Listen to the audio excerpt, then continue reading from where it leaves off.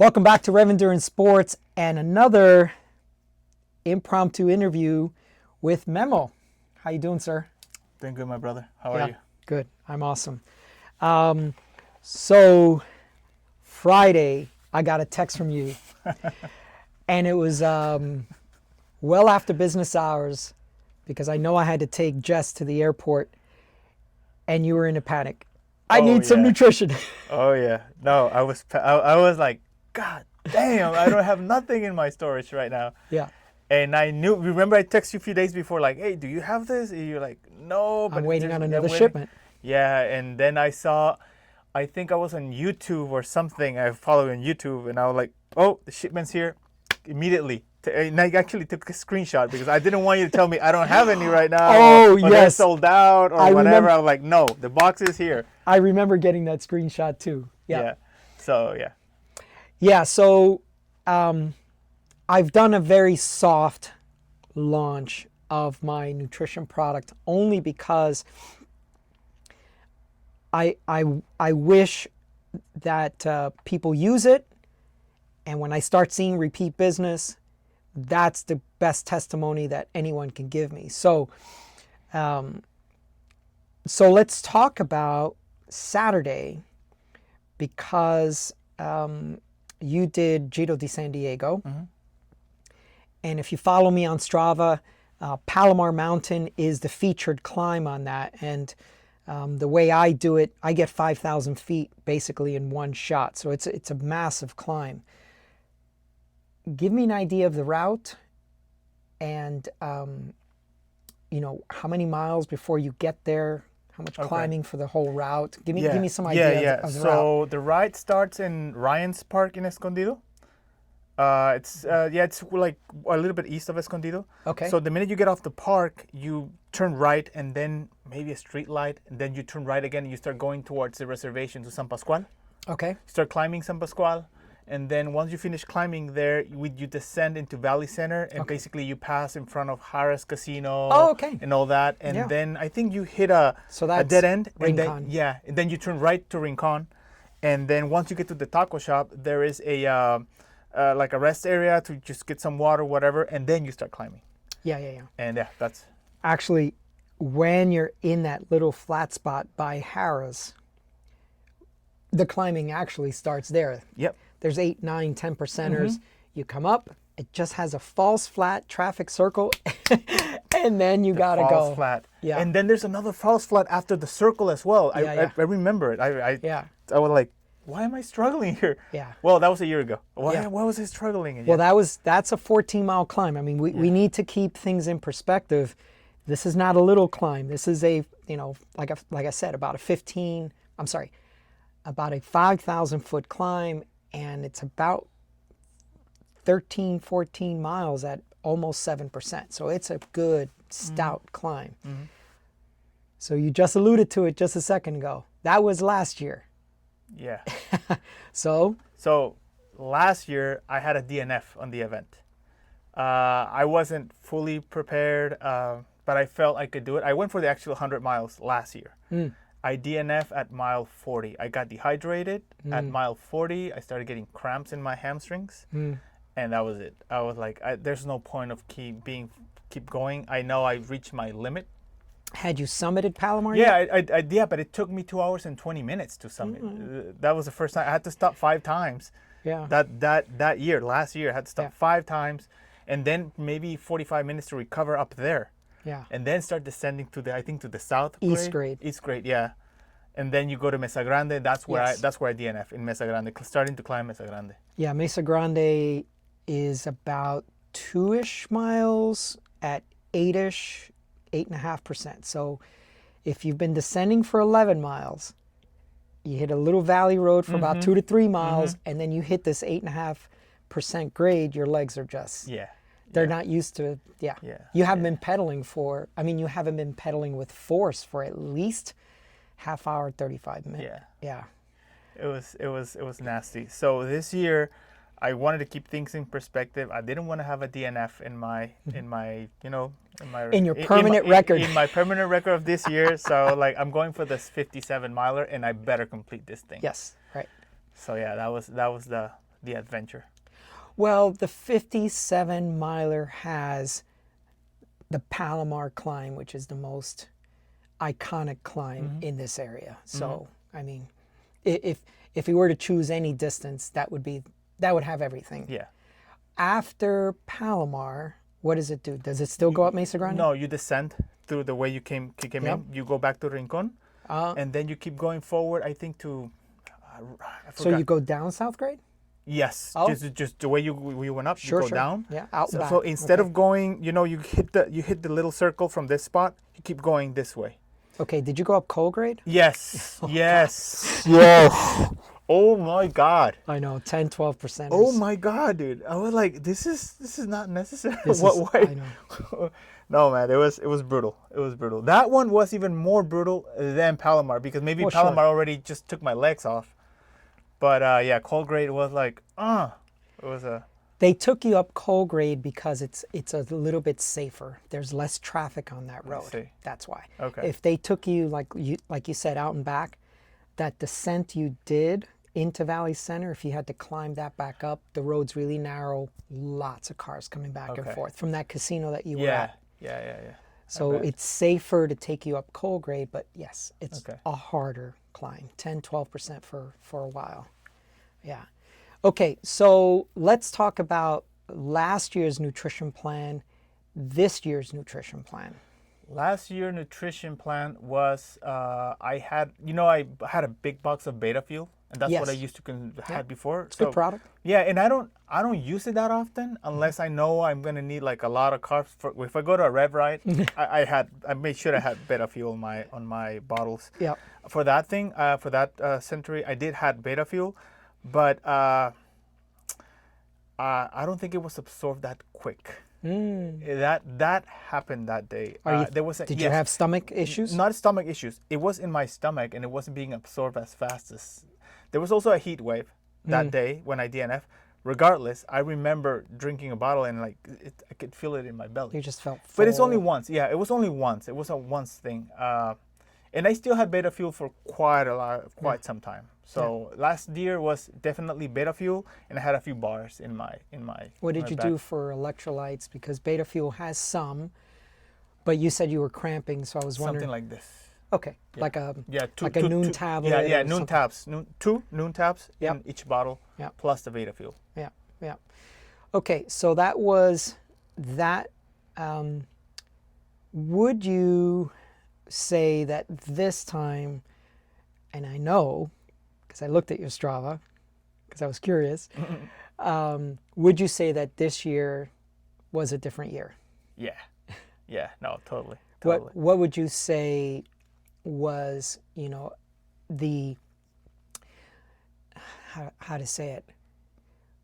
What do you think was the determining factor for it to be such a different experience? Definitely the training. Yes. I did much more training. My weight is a little bit lower, maybe the same as last year, but the strength has improved. Mm-hmm. Definitely the strength has improved. I've been doing just our little local climbs here. Yeah. Those are my regulars. And I noticed that when you post on Strava that it's big ring work. Yeah. So I go big ring as well. Some days, yeah. Yeah, some days I go big ring. Thursdays is Big Ring Thursday, yeah. So anyway, I try to go San Elijo big ring, and I cannot do double peak big No, ring, no. but I try to go big ring. Don't even go into the lower one, just to see if I can develop some strength. Yeah. And I think the training definitely paid off. So just a couple of little things on Big Ring days. Big Ring up front.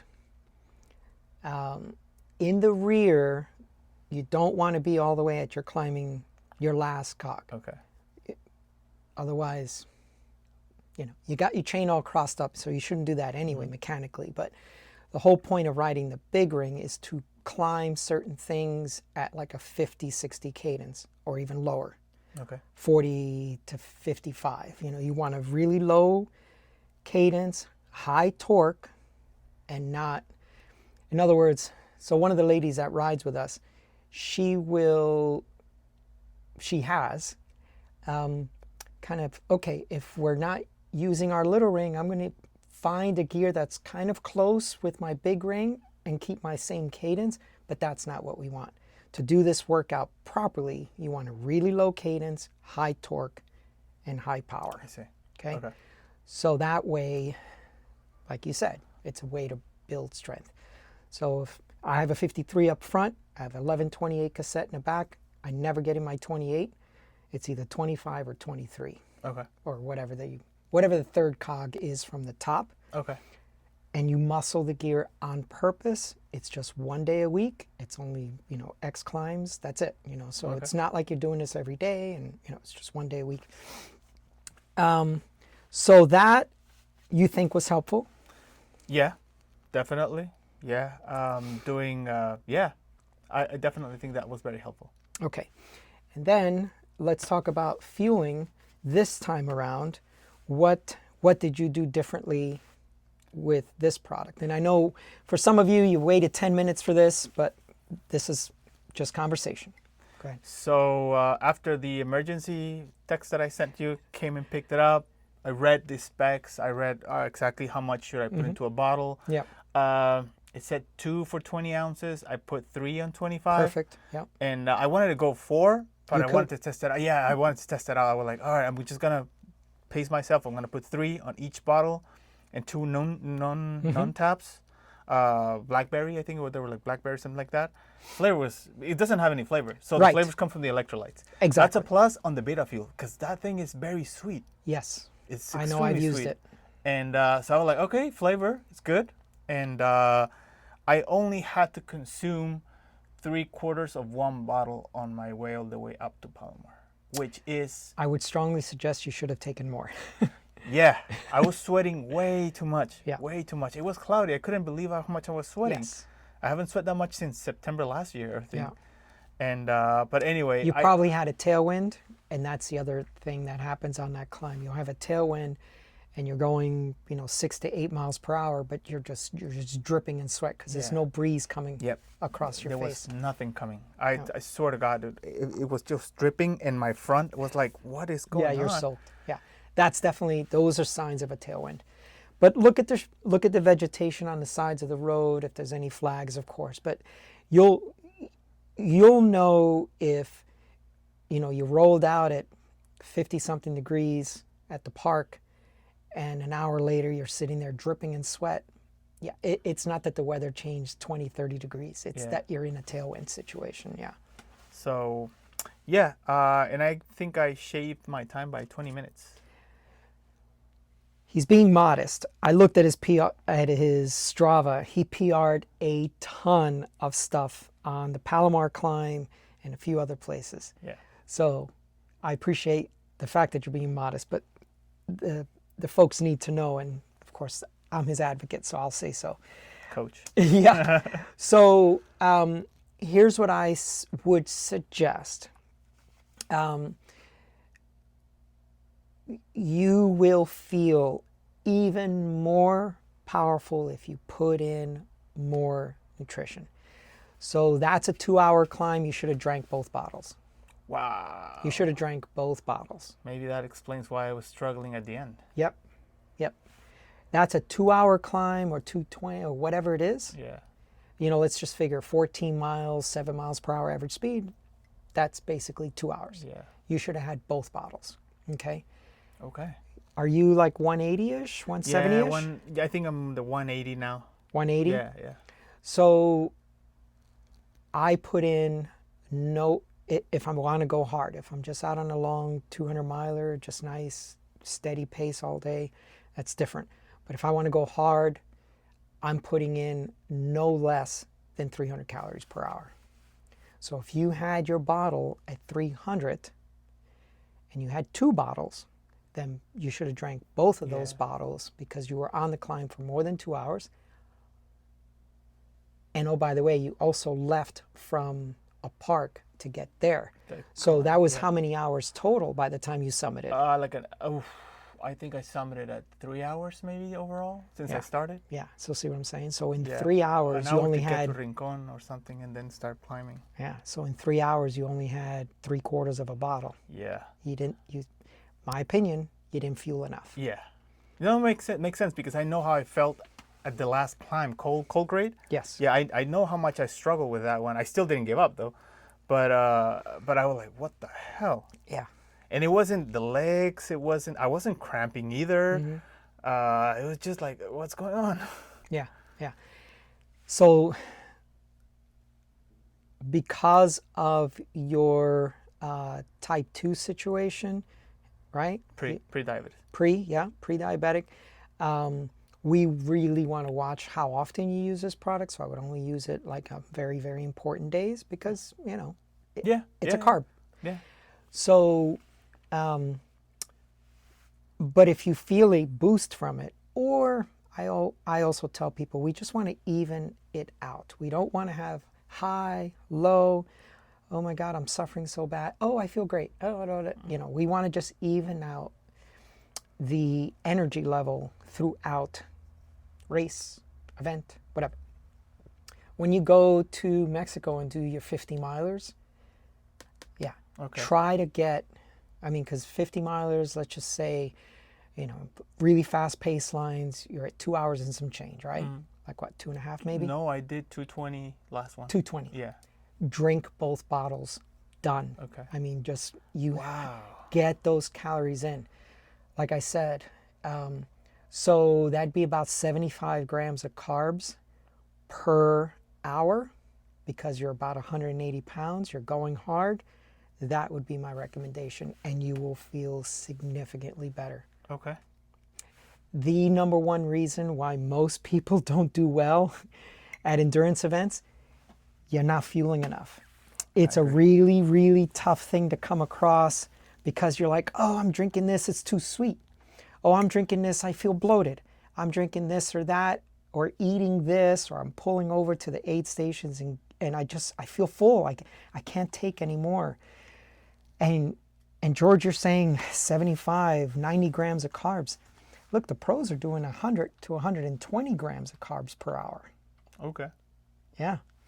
So the beauty of this product is it doesn't have any flavor. It has a mild sweet flavor when you get up to, 4 and 5 scoops. So that's a benefit that you can put 4 scoops in a tall bottle. Yeah, I have one. So in a 26-ounce bottle. And then you can go with whatever flavoring you want. So if you want to use, I use Crystal Light flavors sometimes, or, I got sent these Zims for sample, and they are electrolytes in a tablet form, but I'm also creating a powder electrolyte. So use these two things in tandem.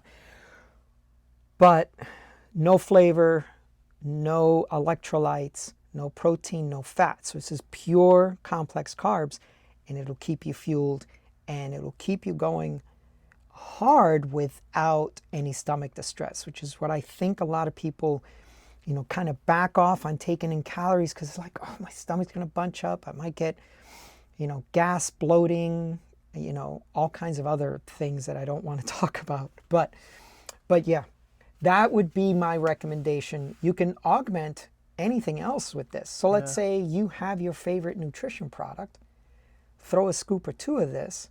It won't change the flavor of it because it has no flavor. So let's say someone already uses X product, they love it, works great. Okay, fine. Add 1 or 2 scoops of this, and you just boosted the calories, and you haven't changed the flavor, and you can make a multi-hour bottle. So in a bottle that's good for 2 to 3 hours, 1 bottle, 600 calories, whatever. Yeah, maybe my next test, I need to hit Palomar again. I felt like I could do more in probably the last mile and a half. I felt like I think I could do better there. Yeah. So I might try maybe 4 or 5 scoops per bottle. Yeah. And just crest it and see if I can get lower in that time. Yeah, I mean, I'm sure I can. Yeah, it's a very good test of pacing. Yeah. Because you start feeling good at the bottom, or you're feeling good and you start going hard at the bottom, and then, the last mile and a half, you're like, oh, I went too hard at the bottom. Yeah. An hour or so later, my PR on that is like 116 from the taco shop, but that was like 10, 12 years ago. I saw it. I saw you it. saw it? Oh yeah, I was looking. Where's this guy? Oh, okay. Yeah, but I'm never going to be Yeah. that fast again. I'm Okay. nearly almost 58 years old, so I just don't think I could ever get that. But yeah, it's an incredible fuel. That's why I designed it. That's why I want my brand on it, because I feel confident with it that it will work for you too. So the number one reason most people don't do well at endurance events, they just are not fueling enough. I mean, honestly, you're just not fueling enough. Okay, thank you so much for tuning in. Any last words? No. Worked perfect for me, and I'm looking forward for other experiments with it and see where it can take me. Yeah. No, I'm looking forward to you trying it with other things. To be honest, this should always be your center piece for calories, and then gels, bars, all this other stuff is just augmenting, but this should be your centerpiece. Yeah. I don't think to be honest, I don't think I'm going to go to beta fuel. I like the flavor and the combination with the blackberry electrolytes. It was like perfect. And flavor is important, because if you get your bottle and you drink it and it's like, oh, that's pleasant, you'll drink more. You'll drink it faster as well. Okay, thank you so much for tuning in. Please like and subscribe, and we'll see you up the road.